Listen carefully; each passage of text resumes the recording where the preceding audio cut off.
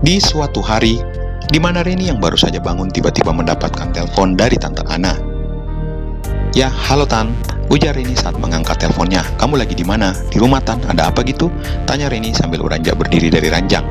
"Tante lagi di Makassar nih, mau ketemuan gak?" tanya Tante Ana. Di seberang membuat Reni langsung terlihat cerah dan ngantuknya menjadi hilang. "Iya mau dong, Tante nginap di mana?" tanya Reni.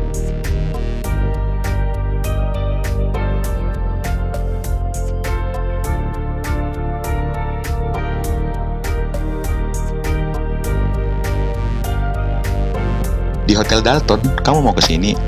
"Iya dong, Reni mandi dulu baru nanti ke sana ya Tan, kebetulan dekat kok dari rumah," jawab Reni. "Oke deh, kalau udah di hotel telepon ya."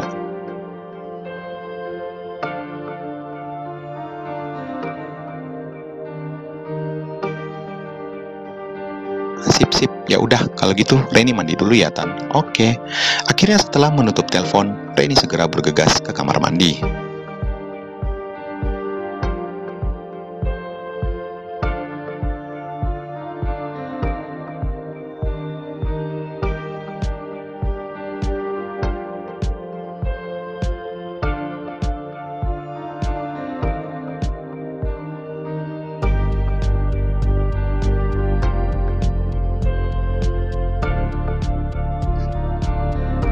Beberapa waktu sebelumnya, di tempat berbeda, saat Aji baru saja tiba di rumah, terlihat Dea yang tadi mengetahui mobil ayahnya tiba segera keluar dari rumah. Terlihat Dea berlari seperti biasanya saat Aji baru saja membuka pintu kabar. "Ayah!" Hap! Aji segera berjongkok lalu memeluk badan anak itu. Aji menggendong Dea lalu melangkah masuk ke dalam rumah. "Yah, Tante Sinta ada di dalam." Aji terkejut mendengar perkataan Dea lalu mempercepat langkahnya masuk ke dalam rumah.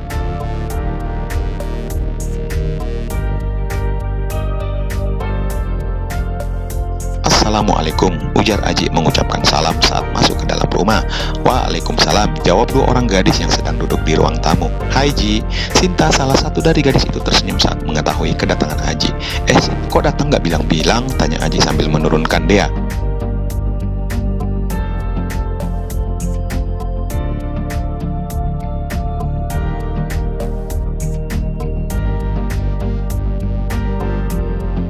"Bener toh Tante apa yang dia bilang tadi kalau ayah yang datang," kata Dea yang telah duduk di sebelah Sinta.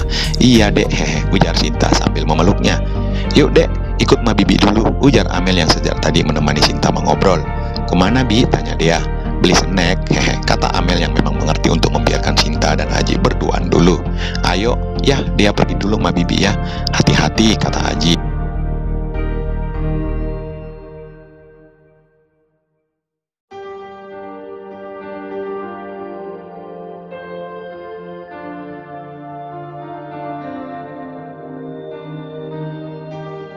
"Ye, orang cuman ke Alfamart di depan," kata Amel yang belum mengganti pakaian kerjanya, karena saat ia tiba di rumah, ia mendapati Sinta yang sedang mengobrol dengan mamanya di ruang tamu, dan akhirnya menggantikan sang mama untuk menemani Sinta selanjutnya.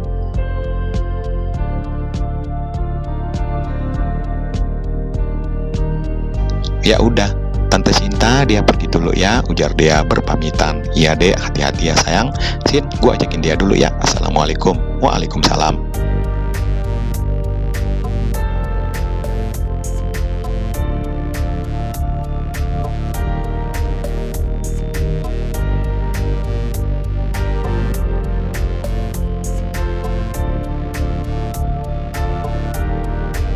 Saat kepergian Dea dan Amel, Aji segera duduk di sofa berhadapan dengan Sinta. "Kapan kamu tiba?" tanya Aji. "2 jam yang lalu landing Ji, dan gua langsung kesini. Maklum dah kangen banget sama lu," jawab Sinta membuat Aji geleng-geleng kepala. "Dasar bercanda Ji, nggak usah dipikirin kata-kata gua tadi," ujar Sinta.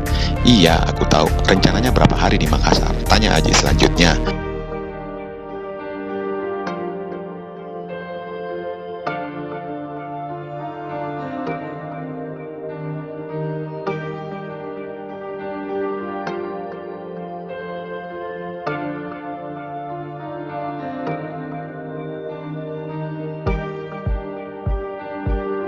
"Doang, besok malam gue harus ke Jakarta karena besok lusa gue harus standby di Jakarta untuk menyelesaikan beberapa kerjaan di sana," jawab Sinta membuat Aji mengernyit.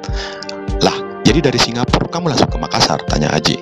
"Iya, kan kerjaannya baru jalan 2 hari ke depan, jadi gue pikir mending ke Makassar aja dulu daripada gue nungguin di Jakarta."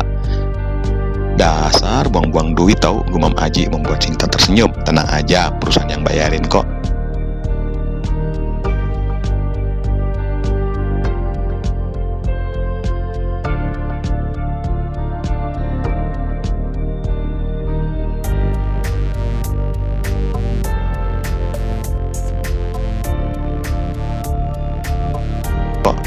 Oh, iya nanti anterin gue balik ke hotel ya, ujar Sinta selanjutnya.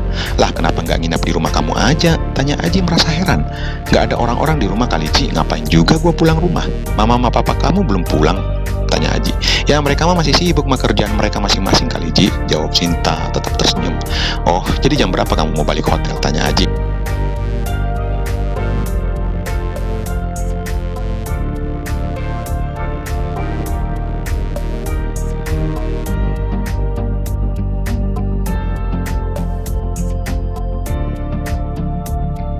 Nyanyi sih sekarang, terus kita belum simpat. Sinta menyelesaikan ucapannya, Aji menyela secepatnya.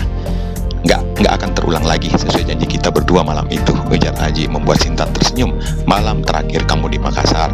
Kalau hilaf lagi kan nggak apa-apa, ntar mama aku dengar gimana kamu tuh, ujar Aji sambil melihat ke ruang tengah. Tenang Ji, nyokap lu lagi ke rumah Bu RT. Kalau bokap seperti biasa belum pulang dari warung kopi, kata Sinta yang melihat kekhawatiran Aji.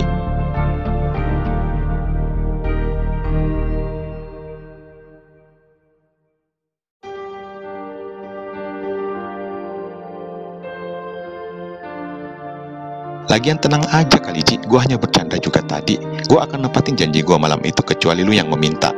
Dasar.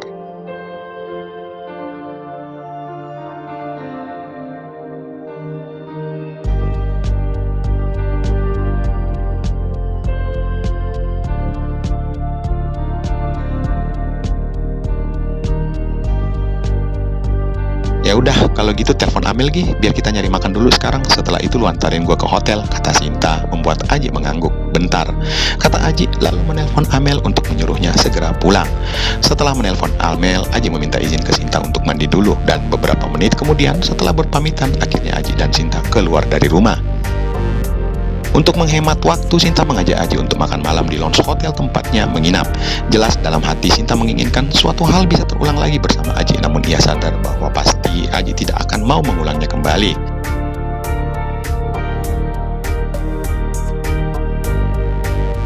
Beberapa saat kemudian terlihat Aji memarkir mobilnya di pelataran parkir yang disediakan. Lalu mereka melangkah bersama memasuki lounge hotel yang terletak di sebelah kiri lobi. Suasana lounge yang sedikit pencahayaan membuat suasana sedikit romantis, dan terlihat Aji memilih meja bagian sudut kiri untuk makan bersama Sinta. Selamat malam, kata pelayan saat menghampiri meja mereka. Silahkan, mau pesan apa? Lanjutnya sambil memberikan 2 buku menu. Gue sop buntut aja ya mbak, kata Sinta. Aku bakmi aja, ujar Aji menyebutkan pesanannya.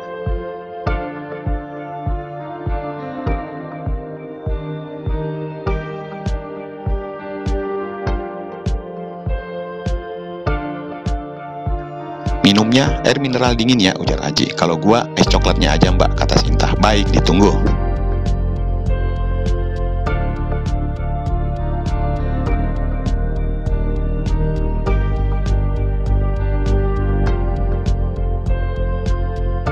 Saat pelayan itu meninggalkan mereka, Sinta kembali mengajak Aji untuk mengobrol.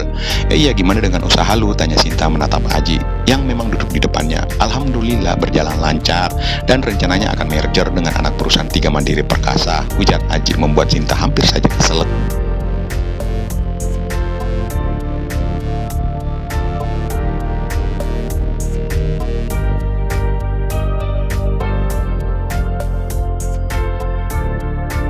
What? Seriusan lu Ji? Iya. Wah, alhamdulillah kalau gitu Ji, beneran ya, lu bakalan jadi pengusaha sukses. Secara gitu gandengan lu nantinya 3 Mandiri Perkasa. Dan kebetulan gue sering ngikutin perkembangan perusahaan itu melalui berita di majalah, kata Sinta. Amin, kata Aji tersenyum. Pengen deh gue jadi bini lu, ops, kata Sinta, membuat Aji mengernyit. Mulai lagi deh.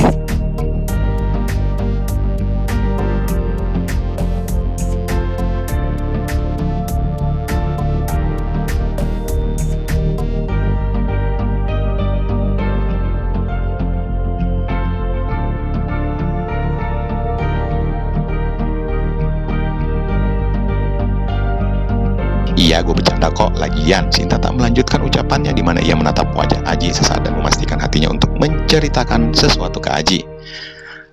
Lagian apaan? Tanya Aji. Lu jangan marah ya, kata Sinta, membuat Aji menatapnya sambil tersenyum. Kamu udah dapat cowok ya di sana? Tanya Aji yang sedikit mengerti tentang apa yang akan dikatakan oleh Sinta.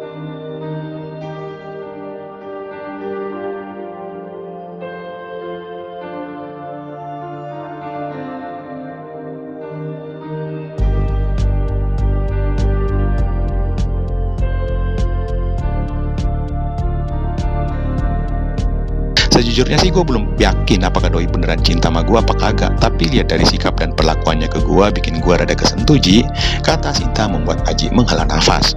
Aku hanya nyaranin memastikan dulu perasaan kamu baru melangkah ke step berikutnya.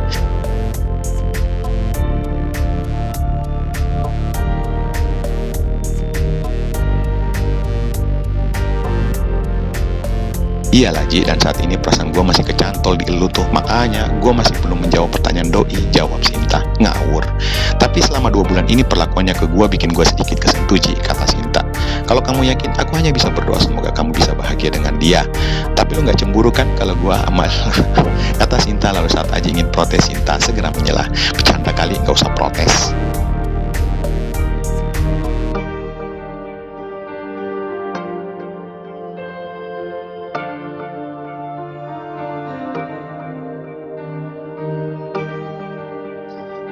Belum sempat Aji berkata, pelayan tiba dan membawakan pesanan mereka. Daripada lu protes nggak jelas, mending kita makan dulu, kata Sinta setelah pelayan itu pergi. Yuk.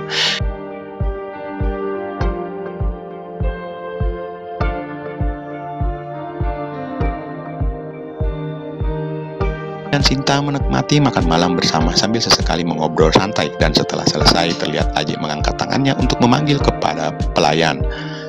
Mbak, aku minta jus orange yang 1 ya, kata Aji saat pelayan itu tiba. Baik.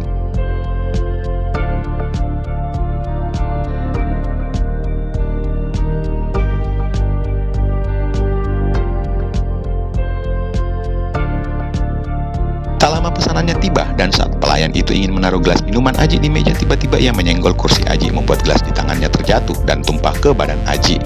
Aji terkejut lalu membantu pelayan itu untuk berdiri. Maaf mas, maaf, kata pelayan itu. What mbak,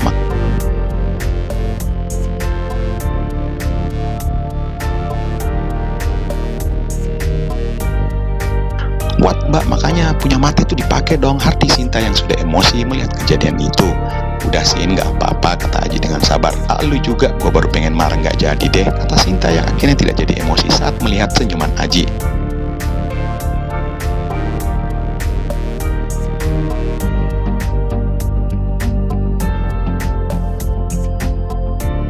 Maaf mas, maaf mbak, biar kami ganti minumannya dengan yang baru, kata pelayan itu dengan gemetar. Udah mbak, nggak apa-apa kok, ujar Aji membuat Sinta menarik nafasnya dalam-dalam. Baik mas, terima kasih. Udah, mending lu ambil bilnya sana, selera makan gua udah hilang gara-gara kelakuan lu, kata Sinta membuat pelayan itu mengangguk lalu segera pergi mengambilkan bil di kasir. Udah Sin, nggak usah pakai emosi gitu kali, lagian kan aku nggak kenapa-kenapa kok, kata Aji membuat Sinta kembali menghela nafas.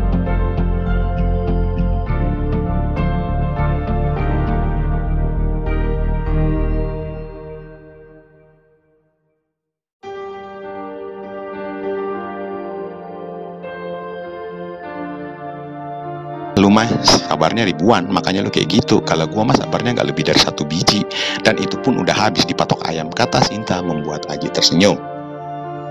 Dasar nggak ada hubungannya kali. Ya udah, setelah ini lu ikut gua ke kamar biar lu ganti baju lu tuh, udah basah banget. Kebetulan gua beliin kemeja sama kaos tuh buat lu di Singapura, tapi tadi kelupaan di tas karena buru-buru pengen ke rumah lu, kata Sinta. Udah, nggak akan gua kayak gitu kok, lanjutnya saat melihat wajah Aji seperti ingin protes.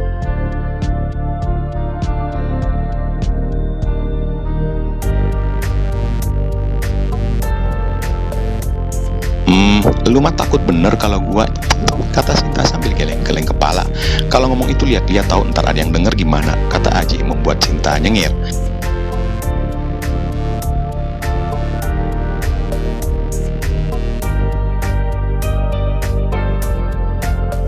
Akhirnya setelah pelayan tadi membawakan bil dan setelah Aji membayar, maka Sinta mengajak Aji untuk naik ke kamarnya dulu untuk mengambil oleh-oleh yang Sinta bawakan dari Singapura, dan juga bisa ganti baju Aji sekalian yang sudah basah.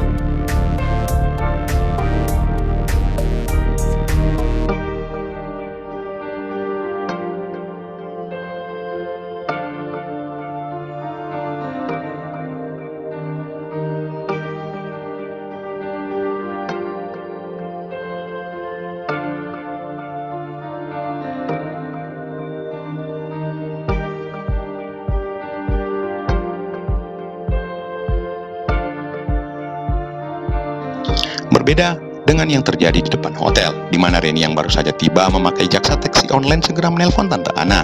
"Ya halo Tan, Reni udah di hotel nih. Berapa? Oh 416 ya?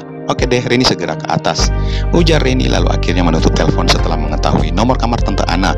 Reni melangkah ke lift, lalu setelah ia memencet tombol lantai 4, saat pintu lift terbuka, Reni melangkah keluar dengan perasaan yang tak sabar ingin bertemu dengan Tante Ana.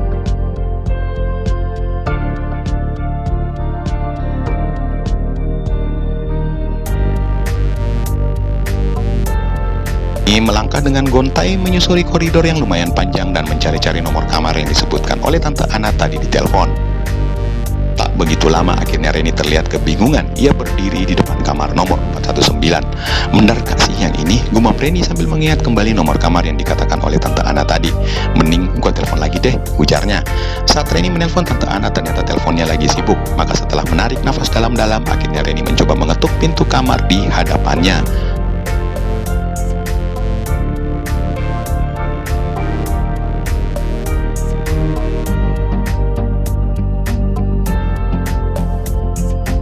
Sambil mengetuk pintu kamar, terdengar Reni bergumam pelan, "Kalau salah kamar, ya tinggal minta maaf." Hehehe. 2 detik kemudian, pintu kamar terbuka. Dengan gerakan slow motion, pintu kamar terbuka dan menampakkan sosok seorang pria yang sangat Reni kenal.